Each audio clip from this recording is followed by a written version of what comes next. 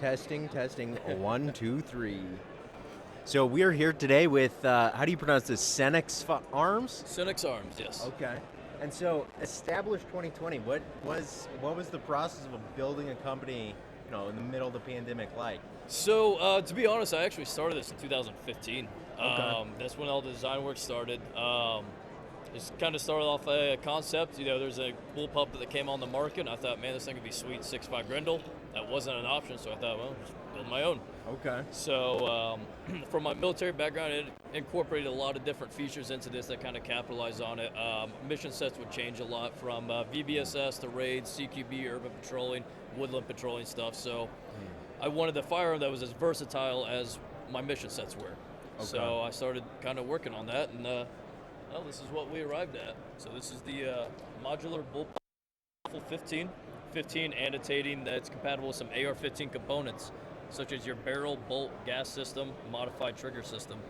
I do want to throw out, it's not a conversion kit. That's one of the things I've been getting back. You can't take an AR-15 and drop it in. Ford Mustang and a Ford Ranger, they might have the same engine, but they're totally different cars. So, Okay. And so, can you walk me through the sort of interesting features here and the processes you need to actually make this rifle? a couple things about it. So non-reciprocating charging handle, so you can just lock it up, kind of like the HK right there. Okay. Slap it down, goes home. Everybody likes that. It's a quick change barrel system, so you can go from one caliber to another caliber out in the field with zero tools in about a minute. So if you want a 5.56 to 6.5 Grindle, no problem. The handguard is also quick change. That wasn't a feature I had last year at SHOT Show, but the reason I incorporated it with this guy, if you're trying to get the barrel out, not much to grab there, so all we're going to do is just remove this pin. And handguard comes straight off. It's interchangeable. We got 4 different sizes, so that was the full length, mid length. We got a short and a short plus. They're all very easily interchangeable. So if you want to swap the barrel, no big deal. We're just going to go ahead and lock the bolt to the rear. We're going to pop this lever out, and the barrel will just pull straight out. That's all there is to it. Okay. So this is a normal AR-15 barrel, gas block, gas tube, muzzle device. It just has my barrel nut on there. I want to sell every gun with 2 of these things. That way, when you do your first caliber conversion, you don't have to come back to me for anything. I really tried to avoid making you guys come back for the barrel nuts, but I was limited. So to get the rest of it disassembled, it's real simple. Just going to stow that over there, send the bolt home. We got to pop the pins for the trigger housing and then the butt pad. We're going to open this up just a little bit. Make sure all the pins are out. Drop that down to flush, and that clears the hammer from the bolt carrier. So because we are using the AR-15 hammer, it kind of sticks up at like that 20-degree angle or whatnot. So it's kind of difficult to get the bolt carrier out of there, but you're definitely not getting it back in like that. So we're just going to open up the butt pad. Run the charging handle back, and there's your bolt carrier group. Okay. So all the components look familiar, just different bolt carrier. And then if you wanted to go ahead and pull your trigger housing out and your last round bolt hold open, there you go. So it just breaks down to a handful of a few components there, and it's all field strip. Okay.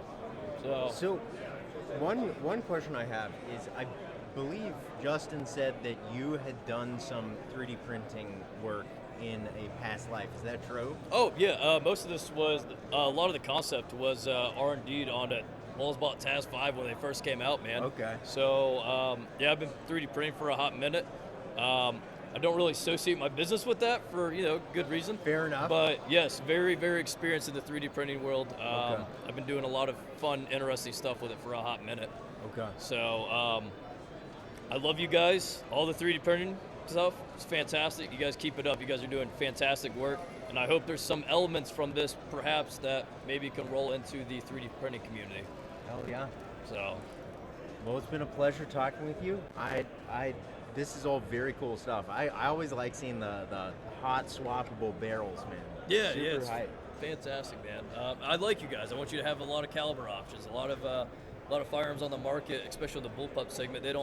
They offer a few caliber conversions, but they're pricey. You're talking almost a third of the cost of the gun for some of these things.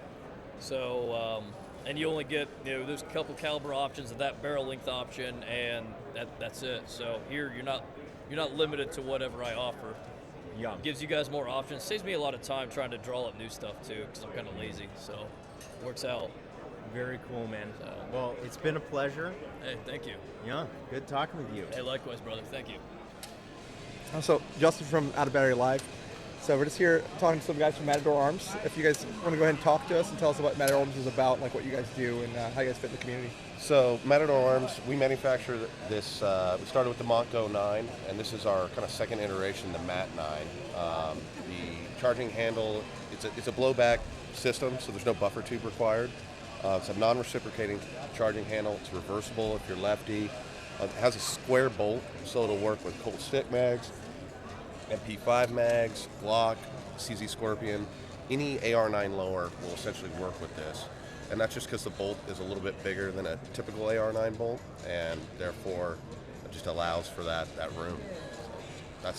That's the upper. Okay. Now you guys are the 3D print guys. Okay. So tell me a little bit about that and how you guys have integrated and contacted the 3D print community. So Alex, the marketing guy, and I, we both come from Polymer 80. We're into the 80% stuff, obviously 3D printing as well. We had our engineer kind of give the files out there into the ether to Reddit. We wanted to see what people would make for the Monco. We're going to do the same with this one for all the 3D printers out there. And we'll do that essentially with all of our products, work hand in hand. It's not really a way to monetize it, which is fine. We just like seeing what people are doing and all the wacky stuff that comes from it. Yeah, so when the guys release the files, then they're going to be coming to find those uppers still, though, right? Yeah, So we sell the uppers. We'll work on a full gun here, so we'll definitely go that route. But no matter what we do, we just think it's important to, I don't know, the government is a very interesting beast. So if that day ever comes, we'll have your back, and For sure. So you talked about sending some out. So right now, a whole bunch of like the 3D print community has the Gen 1 upper, and they're working on that, and making some bullpups, I've heard, or something like that, and working some other things with it. So this is the Gen 2, and so that's what is the next gen for you guys. So the next thing, you guys are going to send some of those out, I've heard, and then work on that. So what's next then after this one? It'll be a production gun. We'll probably work on our own bullpup. Okay. And probably some supporting parts, accessories. There's actually a lot of 3D printed parts on this as production parts. So the charging handle block here is MJF. It's no spaghetti Indo type deal, but it's MJF, which is a really nice 3D printer. This back housing unit that houses a metal T-block, essentially, that holds it all together. Awesome. And so they're not high-impact parts, and so they're 3D printed as well. So if the community wanted to put their own logo on the rear part, they could pull it out like a backplate on a Glock and print their own and put it in there. Absolutely. Awesome. So where could we find you guys' stuff? How can we contact you if we're interested in your products or parts or something like that? So MMC Armory is distributing this product for us. It allows us just to make this, ship it to them, and ramp up our production quicker. So they can have an exclusive. So mmcarmory.com. Okay, awesome. Cool. Appreciate it. How'd that go? So we have a podcast called Out of Battery Live. And what we talk about mostly is 3D printing and home manufacturing of firearms and other things. And I could see that there's some layer lines. So first, tell us about what you have going on here. So what does this do? What's it about? Yeah, so we're a Canadian-based company called Mawashi. We've developed this exoskeleton called the Uprise. It's a passive exoskeleton, meaning there's no battery, no motor, so infinite autonomy basically. So it's a load-bearing structure made out of titanium, mostly printed titanium.